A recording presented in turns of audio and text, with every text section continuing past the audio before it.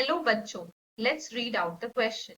Write 3 points of difference between primitive subsistence farming and intensive subsistence farming.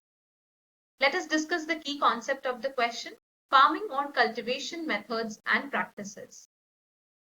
Primitive subsistence farming और intensive subsistence farming ये different farming practices हैं जो India में practice किए जाते हैं. Let us discuss the 3 points of difference between the two. हमने इसे कॉलम्स में डिवाइड किया है for making it more clear to you. Basis of difference, primitive subsistence cultivation and intensive subsistence farming, 3 columns given है. अगर हम first basis of difference की बात करें जिस आधार पे ये दोनों डिफरेंट हैं वो है agricultural productivity. Primitive subsistence farming में एग्रीकल्चरल प्रोडक्टिविटी लो है, कम प्रोडक्टिविटी होती है, लेकिन वहीं इंटेंसिव सबसिस्टेंस फार्मिंग में रिलेटिवली प्रोडक्टिविटी इज हाई.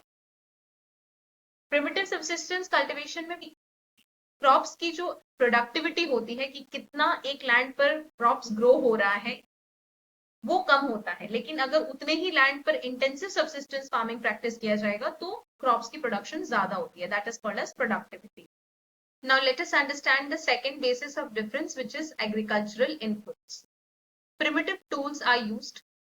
डाउ, हो, ये नाम है उन टूल्स के जो फार्मिंग के लिए यूज किए जाते हैं प्रिमिटिव सबसिस्टेंस फार्मिंग के अंडर. ट्रेडिशनल मेथड से फार्मिंग होती है, बीज हाथ से बोए जाते हैं, कुछ मैनुअल टूल्स यूज किए जाते हैं, मशीन्स वगैरह अवेलेबल नहीं होती हैं इस टाइप की फार्मिंग में. Monsoon for irrigation, farmers irrigation के लिए मॉनसून पे डिपेंडेंट होते हैं, कोई आर्टिफिशियल इरिगेशन चैनल नहीं होता है. ट्रेडिशनल सीड्स यूज किए जाते हैं, कोई हाई क्वालिटी सीड्स नहीं, नॉर्मल सिंपल सीड्स जो मार्केट में अवेलेबल होते हैं वो फार्मर्स यूज करते हैं इस टाइप की फार्मिंग के लिए. Natural soil fertility, soil fertility को बढ़ाने के लिए कोई एक्स्ट्रा इनपुट्स नहीं यूज होते हैं, जो सॉइल की अपनी फर्टिलिटी है उसी के बेसिस पे क्रॉप्स की ग्रोथ की जाती है. लेकिन इंटेंसिव सबसिस्टेंस फार्मिंग में HYV सीड्स यूज किए जाते हैं, हाई यील्डिंग वैरायटी, जिनकी प्रोडक्टिविटी बहुत ज्यादा होगी अगर आप वो सीड्स को यूज करेंगे तो. Use of chemical fertilisers, chemical fertilisers का यूज किया जाता है सॉइल की फर्टिलिटी को बढ़ाने के लिए. Irrigation facilities, artificial irrigation facilities होती है. फार्मर्स सिर्फ और सिर्फ मॉनसून पे नहीं डिपेंडेंट होते हैं, वो चाहते हैं क्रॉप्स ज्यादा ग्रो करे, जल्दी ग्रो करे, तो वो इरिगेशन का यूज करते हैं. Now third point, size of land holdings.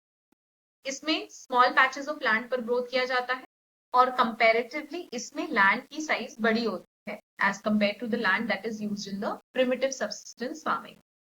अब primitive subsistence farming और intensive subsistence farming का एक बार मतलब समझ लेते हैं शॉर्ट में, जिससे कि हमें ये डिफरेंसेस भी क्लियरली समझ में आ जाए. primitive subsistence farming मतलब primitive यानी ट्रेडिशनल, subsistence मतलब कंजम्पशन, सेल्फ कंजम्पशन या सेल्फ सर्वाइवल. तो जब प्रिमिटिव टूल्स का यूज किया जाता है, ट्रेडिशनल मेथड्स का यूज किया जाता है, पुरान जो ट्रेडिशनल सीड्स होती हैं, नेचुरल सॉइल फर्टिलिटी होती है, इन सब का यूज किया जाता है छोटे लैंड पर क्रॉप्स को ग्रो करने के लिए सेल्फ कंजम्पशन की मोटिव के साथ, तो उसको बोलते हैं प्रिमिटिव सबसिस्टेंस फार्मिंग.